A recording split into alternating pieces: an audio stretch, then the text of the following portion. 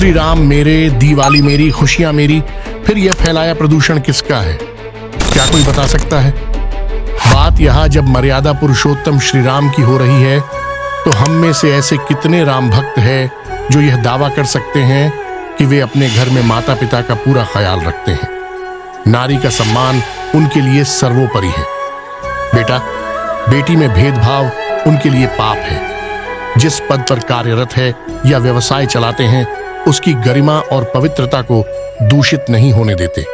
क्या कोई भक्त ये प्रमाणित कर सकता है कि मर्यादा पुरुषोत्तम श्री राम राक्षस रावण का वध कर जब 14 साल का वनवास काटकर अयोध्या लौटे तो आसमान में जमकर आतिशबाजी हुई?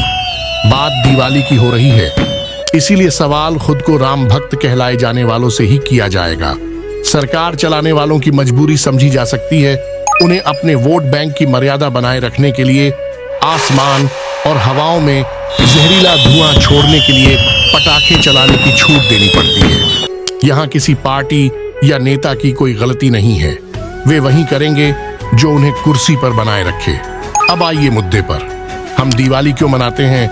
वह इसलिए कि यह पर्व हमें असत्य पर सत्य, पाप पर पुण्य की विजय का संदेश देता है। मर्यादा का पालन करना सिखाता है। समाज में सभी को सम्मान और समानता से जीने का एहसास कराता है। महल से लेकर गरीब की कुटिया में खुशियों के दीपक से निकलने वाली लौ उम्मीदों की रोशनी बिखेरती नजर आए। यही भावना और संवेदना ही तो हम चाहते हैं। हकीकत में अब हम क्या कर रहे हैं यह भी जान ले। इस पर्व के आने की खुशी में एक दूसरे को तरह तरह की मिठाई उपहार देते हैं। अधिकतर किसे देते हैं इस पर भी गौर करिए। साल भर में किसने किसके हितों की चिंता की? आने वाले दिनों में कौन किसके काम आ सकता है? या फिर कोई किसी मसले पर नाराज हो गया हो और भविष्य में उसकी जरूरत पड़ेगी, उसे मनाने के लिए यह पर्व छोटे बड़े उपहारों के रास्ते इस तरह की दूरियों को खत्म करने में बहुत काम आता है। बताइए ऐसे कितने लोग हैं जो मिठाई एवं उपहार लेकर किसी गरीब की कुटिया का दरवाजा खटखटाते हैं? ऐसे कितने भक्त हैं जो अपनी माचिस से एक दिया सीमा पर तैनात जवान की हिफाजत के लिए जलाते हैं?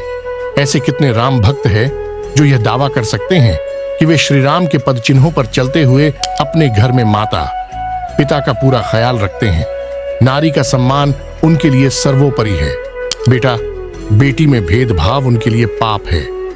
जिस पद पर कार्यरत है या व्यवसाय चलाते हैं उसकी गरिमा और पवित्रता को दूषित नहीं होने देते। बात दिवाली की हो रही है, इसलिए सवाल खुद को राम भक्त कहलाए जाने वालों से ही किया जाएगा। पर्यावरण पर प्रदूषण का खतरा पूरी तरह से मंडरा चुका है।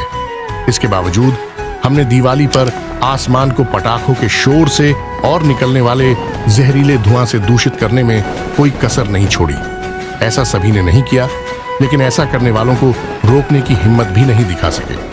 पटाखे कैसे तैयार होकर बाजार के रास्ते घरों में पहुंच गए? क्या कभी किसी ने पटाखों के इतिहास को जानने का प्रयास किया है? चलिए यह भी बता देते हैं। पटाखों का जन्म चीन में सेना के हथियार के लिए गन पाउडर के रूप में हुआ था। बाद में यात्राओं और व्यापार के रास्ते गन पाउडर यूरोप समेत दुनिया के दूसरे देशों तक पहुंचा और इसका इस्तेमाल खास मौकों और त्योहारों पर होने लगा। भारत में पटाखों की शुरुआत पुर्तगालियों के आगमन से ही हो गई थी। उनके दौर में हथियारों के रूप में गन पाउडर का इस्तेमाल तेजी से होने लगा था। धीरे धीरे भारत ने फुलझड़ी बनाने की तकनीक चीन से सीखी और इन दोनों के मिश्रण से यहाँ पटाखों की बुनियाद रखी गई। इसके बाद भारत में मुगल सल्तनत के संस्थापक जहीर उद्दीन मोहम्मद बाबर भी मध्य एशिया से यह तकनीक सीख कर आए थे। बाबर ने हथियारों में इसका काफी इस्तेमाल किया। साथ ही उन्होंने भारत में पटाखों का चलन फैलाया। बाद में मुगलों के दौर में त्योहारों और उत्सवों में पटाखों का इस्तेमाल आम हो गया, जो अब भारत के सभी त्योहारों एवं खुशी के अवसरों पर बेहद चालाकी से बाजार के रास्ते घर घर की अनिवार्यता बन चुका है। अब आते हैं मौजूदा हालात पर। जिसे पटाखे चलाने का शौक है तो वह पौधे भी लगाए। यह हरगिज नहीं होना चाहिए। हरकतें कोई और करे और उसकी कीमत सभी को चुकानी पड़े। जिम्मेदारी जवाबदेही बराबर तय होनी चाहिए।